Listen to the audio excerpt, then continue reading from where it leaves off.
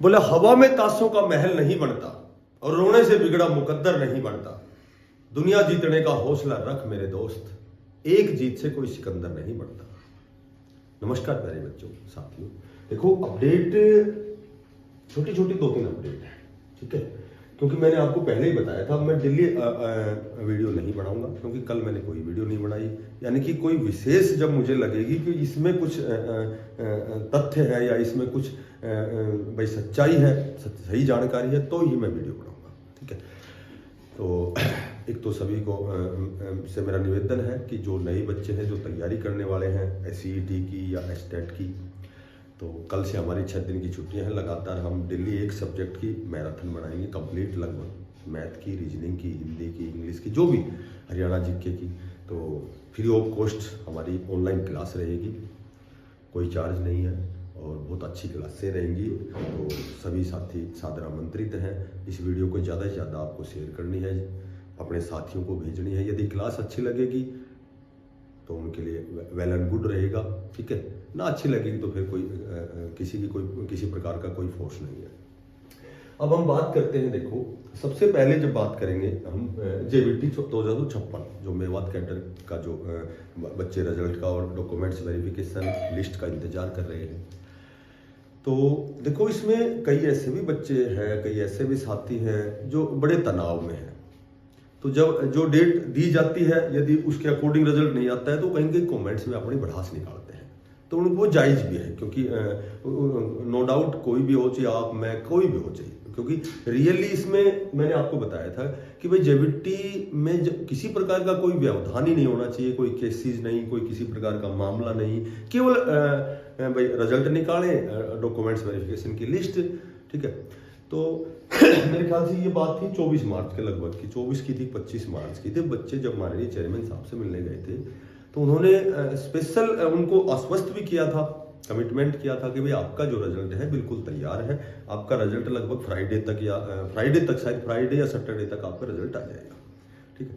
तो सभी साथियों ने वीडियो भी बनाई थी, भाई आपका रिजल्ट फ्राइडे को आ जाएगा। मैंने नहीं, सभी ने बनाई थी, क्योंकि सब जो बनाते हैं, जो इस दिशा में प्रयास कर रहे हैं, सभी बनाते हैं। तो वो चाहते हैं कि कोई हमें पॉजिटिव जानकारी मिले और हम वीडियो बनाएं ताकि आप तक पहुंचाई जाए। वो एज इट इज काम सभी करते हैं। तो अब चूंकि शुक्रवार भी गया और नेक्स्ट वीक भी आ गया, तो उसके बाद शायद कल परसों फिर भी मिले थे, तो भी उनको ये कहा गया था, यही केवल आश्वासन यही दिया गया था कि भाई आपका रिजल्ट नेक्स्ट वीक में कन्फर्म आएगा। तो नेक्स्ट वीक का मतलब फिलहाल जो कल मंडे था, तो ये वीक, तो ये रियली जानकारी आपकी, मैं इसको 95% कहूँगा कि 95% आपकी ये जानकारी सत्य है कि आपका इस वीक में आपकी डीवी की लिस्ट लगभग 4 गुना की लिस्ट, जहाँ तक पॉसिबिलिटी है, भाई 3 गुना 4 गुना बताते हैं, लेकिन 4 गुना की लिस्ट इसलिए आएगी क्योंकि इसमें बहुत से ऐसे साथी हैं जिन्होंने सभी ने एग्जाम दिया है लेकिन वो कहीं दूसरी जगह एडजस्ट हो गए हैं या ज्वाइनिंग जिनकी हो चुकी है। तो 3 से 4 गुना की आपकी जो डीवी की लिस्ट है, ऑफलाइन डीवी, ये भी कन्फर्म है, ठीक है। तो मेरे ख्याल से आज भी कुछ बच्चे जा रहे हैं मिलने के लिए, तो वो लगातार, वो तो एज इट इज चल ही रहा है कि भाई बच्चे लगातार जा रहे हैं कि भाई वास्तव में इतने पैनिक है, तनाव में है कि भाई हमारा रिजल्ट क्यों नहीं निकाला जा रहा, आखिर कोई कारण तो समझ में आए, या फिर कोई एक निश्चित कोई डेट डिसाइड करो कि भाई उस तारीख तक आपका रिजल्ट आएगा। तो कहीं न कहीं आपकी जो डीवी की लिस्ट है, जहाँ तक मुझे जानकारी, अनुमान है, आपकी इसी वीक में आएगी, ठीक है। आप खुद देखना कि लगभग सैटरडे तक आपकी डीवी की लिस्ट आएगी, जहां तक मुझे जान। एस्टेट की बात करें, एस्टेट का जो एग्जाम पहले तो बताया गया था भाई अप्रैल के दूसरे या तीसरे वीक में। अब कल की बात है, कल ही मेरी किसी से बातें हुई या मुझे जो जानकारी मिली, तो उसमें जो बोर्ड की जो वेबसाइट है उसमें स्पेशल भाई जो अभी बोर्ड के एग्जाम हुए हैं 10वीं और 12वीं के, तो कहीं कहीं ये जो अप्रैल का जो महीना है इसमें पेपर की मार्किंग होगी, चेकिंग होगी, ठीक है।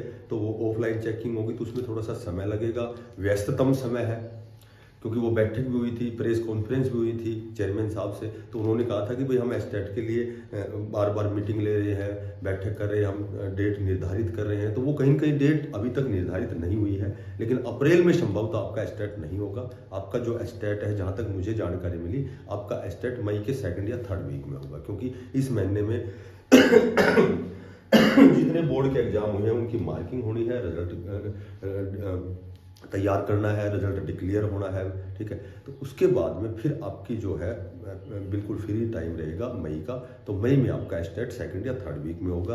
और एस्टेट आपको पास करना कितना मैंडेटरी है, कितना जरूर आवश्यक है, ये आप खुद समझ सकते हैं। क्योंकि नई जो भर्ती 2025 की जो भी टीचिंग पदों पर जो जेबीटी, टीजीटी, पीजीटी की जो भी भर्ती आएंगी वो एस्टेट के परिणाम के बाद आएंगी। हाँ, ये अलग बात है कि वो लगभग सितंबर अक्टूबर तक भर्ती आएंगी, शायद पहले नहीं आएंगी, क्योंकि बहुत सी सीटें वैकेंट हैं। और ये बार बार आए दिन आप देख रहे हो भाई, अप्रैल में नए शिक्षकों की भर्तियां होंगी, प्रमोशन होंगे, ठीक है, प्रमोशन होंगे, ट्रांसफर ड्राइव खोले जाएंगे, ठीक है। तो इस तरह की चीज़ें जो है एज इट इज जो प्रक्रिया होती है वो स्टार्ट हो जाएंगी अब लगभग अप्रैल में ही, ठीक है। कुछ हो भी चुकी है, प्रमोशन है, इसी महीने में विद्यालय अलॉट किए जाएंगे। तो इस तरह की प्रक्रियाएं होंगी।